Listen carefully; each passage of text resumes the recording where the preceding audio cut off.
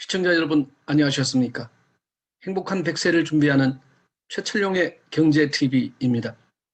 2021년 3월 11일 목요일 자산시장 이슈 및 뉴스 읽어드리는 시간입니다. 먼저 투데이즈 이슈를 보시겠습니다. 데일리안, 기저질환 없던 20대 남 아재 백신 맞고 걸을 수 없는 상태. 청와대 청원. 여기서 아재 백신은 아스트라제네카 백신입니다. 기저질환 없이 건강했던 20대 중반의 남성이 아스트라제네카 아재 백신을 접종한 후 걸을 수가 없게 되었다고 합니다. 따라서 진상규명을 요구하는 청원이 등장했습니다. 10일 청와대 국민청원 게시판에는 코로나 백신 부작용 청원이 게재됐습니다. 청원인 A씨는 평소 기저질환이 없는 20대 중반의 사촌동생이 지난 4일 아재 백신 주사를 맞고 당일 밤부터 다음날 새벽까지 10여 차례의 구토와 발열을 겪어 응급실에 갔고 이후 하루 만인 5일 중환자실에 가게 됐다고 밝혔습니다. 이어 정신이 혼미하고 70에서 80%의 심한 근력 손상 등 증세가 점점 심해졌다며 병원 측은 면역계통 부작용밖에는 생각할 수 없는 상황이고 의학적으로 봤을 때 뇌나 척수 쪽 병증이 의심된다며 뇌척수액 검사 후 치료가 시급하다고 했다고 설명했습니다.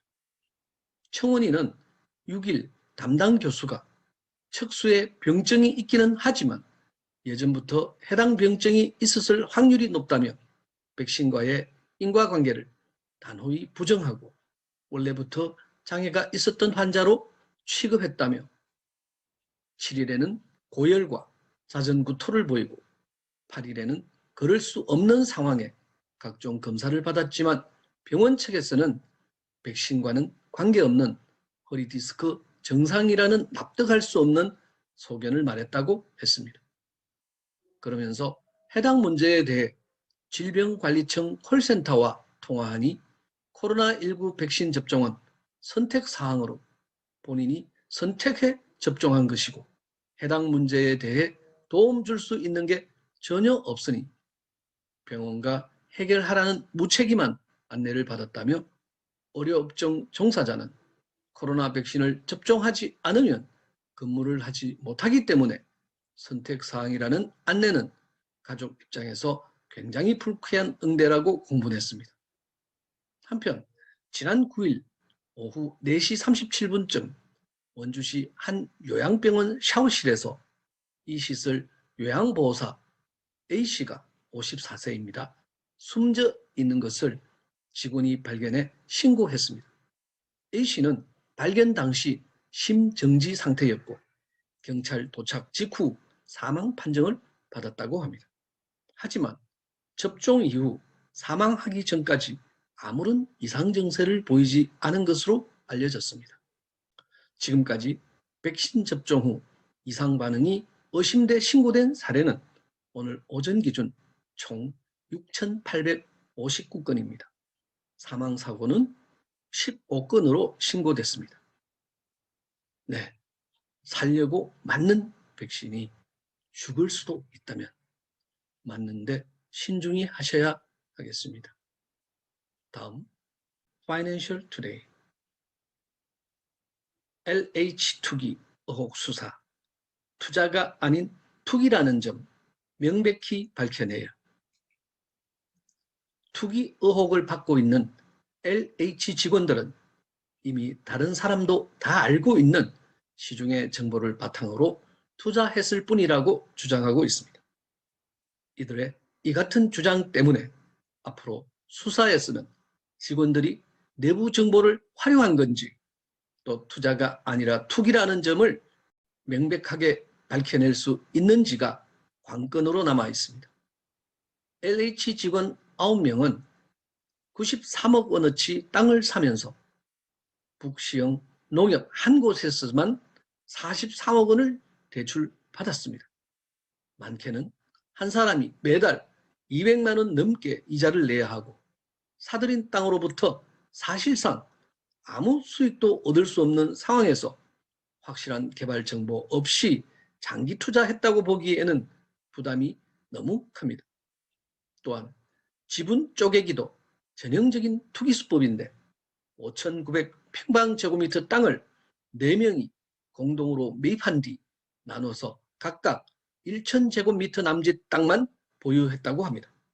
단독주택 용지나 대토 보상 받을 수 있는 기준을 정확히 노렸다는 분석이 나오고 있습니다. 이렇게 사들인 땅에는 용부들 나무와 같은 희귀 수종을 심었는데 용부들은 관리가 쉽고 몇 년 만에 크게 자라는 나무를 빽빽하게 심어서 보상 액수를 극대화한 것으로 보입니다. 무리한 대출에 토지 쪼개기, 희귀 수종까지 모두 신도시 개발 보상 방법을 전문적으로 알고 노린 투기의 정황들로 읽혀지고 있습니다. 이렇게 누가 봐도 투기임이 분명하지만 실제 처벌까지 이어지려면 이들의 매입 결정에 업무 관련성이 인정되거나 내부 정보를 활용해 투자했다는 게 입증돼야 한다고 합니다.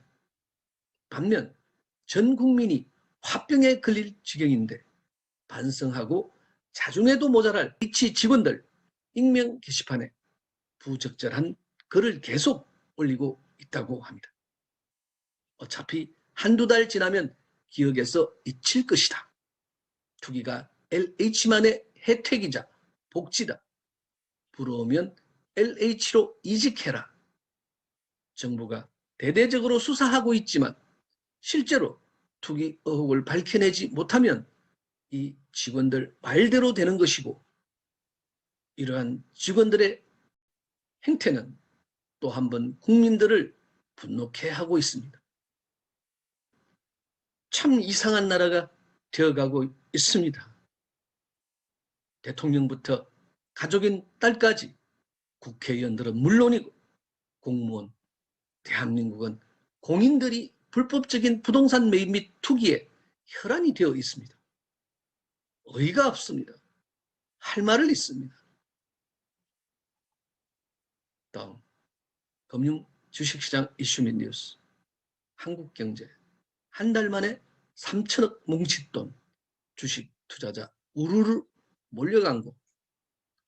국내 주식시장의 변동성이 커지면서 채권형 펀드, 주가 연계증권 ELS, ETF 자문 포트폴리오 EMP 펀드 등 중위험, 중수익 상품에 다시 자금이 몰리고 있다고 합니다. 성장주의 상승세가 주춤하고 지수도 약보합세를 보이자 투자자들이 기대 수익률에 대한 눈높이를 낮추고 안전자산으로 옮겨가는 것으로 해석할 수 있습니다. 금융정보업체 FN가이드에 따르면 301개 내 채권형 공모펀드에는 최근 한 달 동안 1조 893억 원이 순유입됐습니다. 올 들어선 1조 3,573억 원이 들어왔습니다. 이는 올해 국내 주식형 펀드 전체 자금 유입액 4,845억 원의 3배에 달하는 수준입니다. 특히 만기가 짧은 채권형 펀드로 자금이 많이 들어왔습니다. 우리 단기 채권과 미래에셋 타이거 단기 통한채 펀드에는 각각 한 달 동안 3천억 원 넘는 돈이 몰렸습니다. 코덱스 단기 채권 플러스, 코덱스 단기 채권, IBK 단기채 등에도 1,000억 원 안팎의 자금이 유입됐습니다. 주로 1년 미만 단기채에 투자하는 펀드들입니다. 주식시장이 불안해지자 투자자들이 채권형 펀드로 자금을 옮기면서도 금리 상승 불안 역시 커져 장기채 투자엔 부담을 느끼고 있는 것으로 풀이되고 있습니다. 장기채는 단기채보다 시장 금리 변동에 민감하게 반응해 금리 상승 국면에서는 손실이 커질 수 있습니다. 지난달 25일 미국 10년물 국채 금리가 연 1.6%까지 치솟았고 한국 10년물 금리 역시 연 2%를 넘어섰습니다. 한 자산운용사 관계자는 지난해만 해도 주식 투자로 얻을 수 있는 수익이 컸지만 올해는 지수에 대한 기대가 약화되면서 예금 금리보다 높은 상품의 선호도가 올라가고 있습니다. 라고 설명했습니다. 마찬가지로 중수익 상품인 ELS도 올 들어 발행이 늘어나고 있다고 합니다. ELS 발행 규모는 작년 말부터 급증해 지난달 5조 원을 넘어섰습니다. 올 1월 3조 원대에서 57% 급증했습니다. 이달 들어서도 한 주간 1조 원씩 몰리고 있습니다. 전문가는 최근 증시가 조정 국면에 들어서면서 위험자산 선호도가 이전보다 줄어든 것도 ELS 투자 심리에 긍정적인 영향을 주는 것으로 해석하고 있습니다. 다음 디지털 자산 코인 시장 이슈 및 뉴스. 매일경제, 페이팔, 암호화폐 수탁업체 커버 인수. 간편 결제업체 페이팔이 암호화폐 수탁업체 커브를 인수합니다. 페이팔은 커브 인수를 계기로 암호화폐 결제 지원을 가속화하고 사업을 확장해 나갈 계획입니다. 페이팔은 8일 공식 홈페이지를 통해 커브를 인수하기로 합의했다고 밝혔습니다. 인수 작업은 상반기 중 마무리될 예정이고 인수가는 아직 공개되지 않았습니다. 이스라엘 경제지 칼칼리스트는 페이팔의 커브 인수가가 2 내지 3억 달러 수준일 것으로 추정했습니다. 커브는 암호화폐를 안전하게 보관할 수 있도록 도와주는 이스라엘 기반의 암호화폐 보안 전문 회사입니다. 그래서 중개인, 장외 데스크 등 기업을 대상으로 하드웨어 장치 없이 암호화폐 지갑에 접근할 수 있는 클라우드 기반 서비스를 제공하고 있습니다. 페이팔은 암호화폐 전담 사업부를 출범해 암호화폐 사업을 확장하고 있습니다. 댄 슐만 페이팔 회장은 지난 5일 블록체인 미디어 디크립트와의 인터뷰를 통해 페이팔의 암호화폐 사업은 암호화폐 구매, 판매, 보유 수준을 넘어서 확장될 것이라며 암호화폐 사업을 총괄할 전담 사업부를 출범하고 디지털 통화의 유용성을 발전시킬 것이라고 밝힌 바 있습니다. 이번 인수는 페이팔이 제공할 암호화폐 서비스의 안정성을 높이려는 노력의 일환으로 풀이되고 있습니다.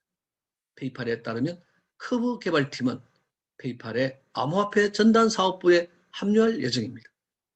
호세 페르난데스 다 폰테 페이팔 암호화폐 총괄 부사장은 커브 인수는 보다 포괄적인 금융 시스템을 위한 우리의 비전을 실현하기 위한 노력의 일환이라며 커버팀과 대화하는 동안 그들의 기술적 재능과 기업가 정신, 지난 몇 년 동안 구축한 기술적 생각에 깊은 인상을 받았다고 말했습니다. 한편 업비트 등의 암호화폐 거래소에서 거래되고 있는 암호화폐 커브 CRV는 이번에 페이팔이 인수한 회사 커브와는 무관합니다. CRV는 스테이블 코인 거래를 위해 설계된 이더리움 기반의 거버넌스 토큰입니다.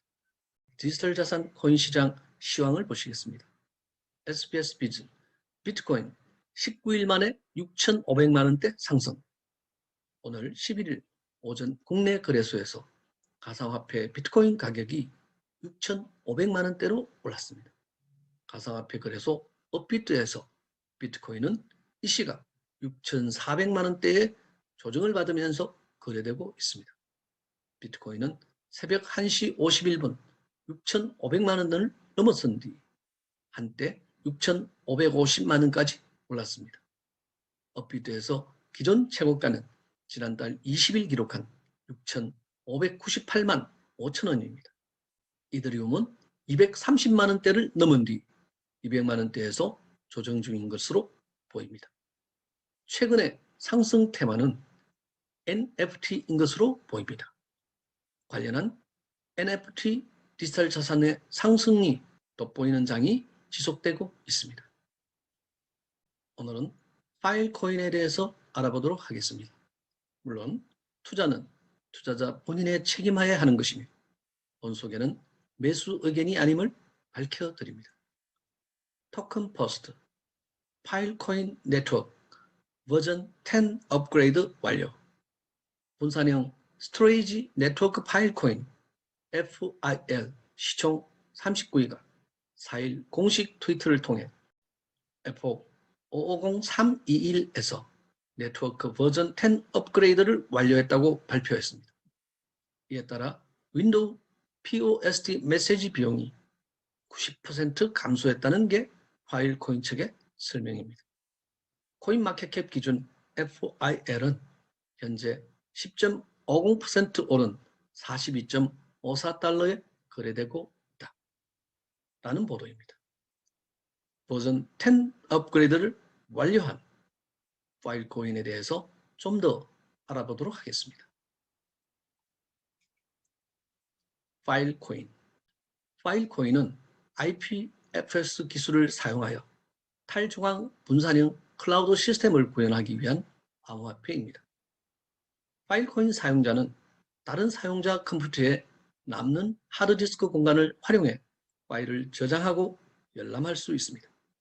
파일코인은 호암 베넷이 설립한 프로토콜 랩스가 IPFS를 토대로 네트워크에 인센티브를 추가해 만든 스토리지 공유 시스템입니다. 파일코인은 컨텐츠 데이터를 널리 배급하는 디스트리뷰트로 참여하는 노드, 스토리지 기어 노드에게 파일코인 인센티브를 지급해 사용자의 참여를 자체적으로 독려하고 있습니다. 파일코인의 이 같은 인센티브 구조를 저장 증명, Proof of Storage 방식이라고 부릅니다. 파일코인은 스토리지를 기여한 사용자에게 인센티브를 주고 이를 토대로 분산 저장소를 구현하는 스토리지 플랫폼이 될 것입니다. IPFS를 토대로 구축된 스토리지는 중앙화 솔루션을 사용하지 않기 때문에 검열 저항성이 더욱 높은 특징이 있습니다. 실제로 9PB, 즉 9페타바이트급 방대한 자료도 IPFS에 저장되고 있다고 합니다. 최근엔 디파이 서비스 일부도 자체 데이터를 저장하는데 IPFS 저장소를 활용하고 있습니다. IPFS는 탈중앙화 스토리지 특성상 중간자가 애초에 없어서 사용자에게 데이터 오너십이 더욱 강하게 부여됩니다. 때문에 검열이나 데이터 유실을 걱정하지 않아도 된다는 큰 장점이 있습니다. 파일코인은 2017년 8월 10일 ICO를 시작한 지 1개월 만에 2억 5,700만 달러, 한화 약 2,800억 원이 넘는 투자 자금을 모았습니다. ICO 당시 쇠카이어 캐피털, 앤드리슨 호로위츠, 유니언 스퀘어 벤처스 등 글로벌 유력 벤처 투자 회사들이 참여해서 눈길을 끌었었습니다.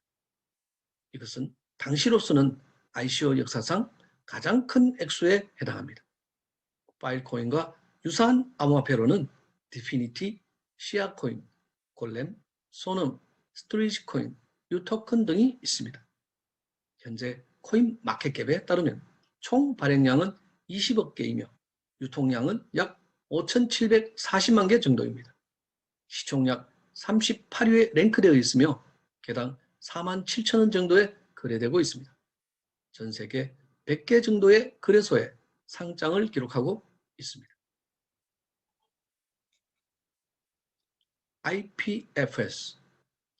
IPFS에 대해서 알아보도록 하겠습니다.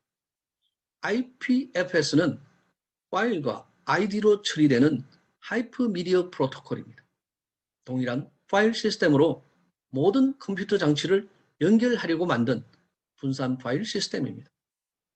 IPFS는 분산형 파일 시스템에 데이터를 저장하고 인터넷으로 공유하기 위한 프로토콜입니다. 넵스트, 토렌토 등 P2P 방식으로 대용량 파일과 데이터를 공유하기 위해서 사용하고 있습니다. 기존의 HTTP 방식은 데이터가 위치한 곳에 주소를 찾아가서 원하는 콘텐츠를 한꺼번에 가져오는 방식이었지만 IPFS는 데이터의 내용을 변환한 해시 값을 이용해서 전 세계 여러 컴퓨터에 분산 저장되어 있는 콘텐츠를 찾아서 데이터를 조각조각으로 잘게 나눠서 빠른 속도로 가져온 후에 하나로 합쳐서 보여주는 방식으로 작동합니다. 전 세계 수많은 분산화된 노드들이 해당 정보를 저장하기 때문에 사용자는 IPFS를 사용함으로써 기존 HTTP 방식에 비해 훨씬 빠른 속도로 데이터를 저장하고 가져올 수 있습니다. IPFS는 탈중앙화 웹입니다. IPFS 방식에서 하나의 서버가 다운되거나 해킹되더라도 이용자는 파일을 잃지 않습니다. 블록체인을 기반으로 탈중앙화된 토큰 이코노미를 구상할 때 IPFS는 파일 저장 및 보관의 측면에서도 탈중앙화를 실현하는 수단이 됩니다. IPFS를 통해 사용자는 인터넷상에 존재하는 모든 데이터를 블록체인에 올릴 수 있습니다. 그러나 이는 직접 해당 데이터를 블록체인에 올린다는 것을 의미하지는 않습니다. 만약 사용자가 1GB 용량의 데이터를 이더리움 블록체인에 올린다면 엄청난 양의 가스비를 지불해야 될 것입니다. IPFS 방식에서는 네트워크에 해당 데이터를 업로드하면 파일 고유의 해시값이 산출됩니다. IPFS 상에서 이 해시값은 해당 파일의 영구적인 이름으로 해당 파일은 동일한 해시값을 갖게 됩니다. 만약 한 사용자가 파일 A를 다운로드 받고 싶다면 주변 노드에게 파일 A의 해시값을 가지고 있는 노드를 탐색하게 됩니다. 결국 파일 A의 해시값은 해당 파일에 대한 영구적인 링크라고 할 수 있습니다. 따라서 위 변조의 위험이 없어지게 됩니다. 테크월드 IPFS 한국 데이터 센터 계기로 본 한국 내 IPFS 데이터 센터의 안전성. 지난 3일 주식회사 IPFS 한국 데이터 센터는 파일 월드랩스와 공동으로 부평 우리엔텍주 부평 사옥을 기반으로 2,000여 평의 글로벌 IDC 센터를 설립하기 위한 계약을 체결했다고 밝혔습니다. 이를 계기로 한국의 IPFS 데이터 센터 IDC의 안전성이 화두로 떠오르고 있습니다. 일반적으로 IPFS 데이터 센터는 파일 코인을 채굴하기 위해 만들어졌는데 이는 파일 코인이 미국에서 후안 베넷이 설립한 프로토콜 랩스가 IPFS 프로토콜 기술을 사용하여 탈중앙 분산형 클라우드 시스템을 구현하기 위해 개발된 암호화폐이기 때문에 이로 인해 IPFS 데이터 센터는 코인 채굴장으로 인식이 되고 있는 것이 현실입니다. IPFS 분산 및 저장 기술을 선점하기 위한 전 세계 IT 업계의 경쟁이 가속화되는 가운데 미국이나 중국 등 선진국에서는 블록체인 기술과 IDC 데이터 센터를 결합한 IPFS 데이터 센터를 국가 차원에서 관리하는 등 각별한 관리를 하고 있는 것으로 알려졌습니다.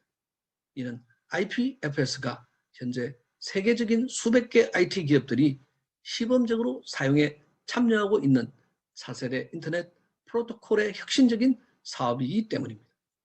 1989년에 월드 와이드 웹 WWW가 등장한 이후 1996년에 첫 상용화시킨 HTTP 인터넷 프로토콜이 보안을 강화하면서 HTTPS 웹 2.0으로 발전되었다가 최근 분산 저장 기술을 적용한 IPFS가 개발되면서 해킹, 다운, 프라이버시, 전송 속도, 데이터 복구의 어려움, 저장 용량 등을 개선한 전 세계가 새로운 인터넷 프로토콜의 생태계를 만들어가고 있는 것입니다.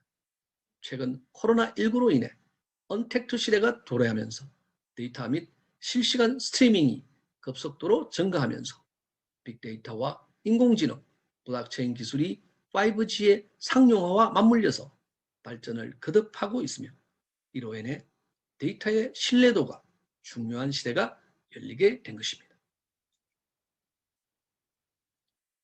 시공간 증명 POST Proof of Space-Time 파일코인 블록체인은 소모적인 작업 증명, 즉 POW 방식을 유용한 작업으로 대체하기 위해 네트워크상에서 사용되는 저장수의 양이 새로운 블록을 생성하는 채굴자로 선정될 확률에 비례하도록 설정하였습니다. 파일코인 개발팀은 매 블록 생성 주기마다 하나 또는 그 이상의 적은 인원의 채굴자를 선출하는 새로운 합의 알고리즘을 개발하여 사용하고 있습니다. 이를 시공간 증명, 즉 POST, Proof of Spacetime 합의 알고리즘이라고 하며, 이것은 사용자에게 특정 서버가 어느 정도 사용된 저장소를 의미하는 스페이스타임 자원을 이미 소비했음을 입증합니다. 시공간 증명 방식은 저장 증명 방식에서 시간이 지나가면서 여러 번 확인된 결과물로 볼 수 있습니다. 유용한 시공간 증명 방식이라면 스토리지 서비스가 활용 가능해짐에 따라 자급 증명 방식을 대체할 수 있다고 합니다. 마지막으로 파일코인과 IPFS를 간략히 그 사용에 대한 정리를 해봅니다. 오늘날 데이터는 매우 중요한 자산이며 프라이버시는 자유의 핵심적인 요소라고 할 수 있습니다. 그러나 중앙화된 서버 구조는 개인정보 보호와 정보 주권을 침해하고 있습니다. 또 다른 문제는 서버가 물리적으로 먼 거리에 위치할 경우 정보를 요청하고 받아오는 과정이 비효율적이라는 것입니다. 서버가 외국에 위치하고 있는 해외 사이트에 접속할 때 인터넷 속도가 느려지는 것을 느낄 수 있을 것입니다. 이러한 문제들을 해결하기 위해서 IPFS가 등장했습니다. 이 IPFS를 블록체인으로 구현한 파일코인 또한 등장했습니다. IPFS는 모든 컴퓨터가 조금씩 서버 역할을 하여 더 빠르고 안전한 웹을 구현할 수 있음을 제한하는 프로토콜입니다. 만약 어떤 파일을 배포하고 싶을 때 여러 노드들이 해당 파일을 저장하기를 원할 것입니다. 이러한 노드들을 표적으로 하여 IPFS 개발진은 파일코인을 기반으로 하는 시장을 형성하여 IPFS 웹 발전을 기여하는 노드들이 보상을 받을 수 있는 토큰 이코노미를 형성했습니다. 오늘도 영상을 끝까지 시청해 주신 여러분께 너무나 감사드립니다. 최철영의 경제TV 여기서 마치겠습니다. 감사합니다.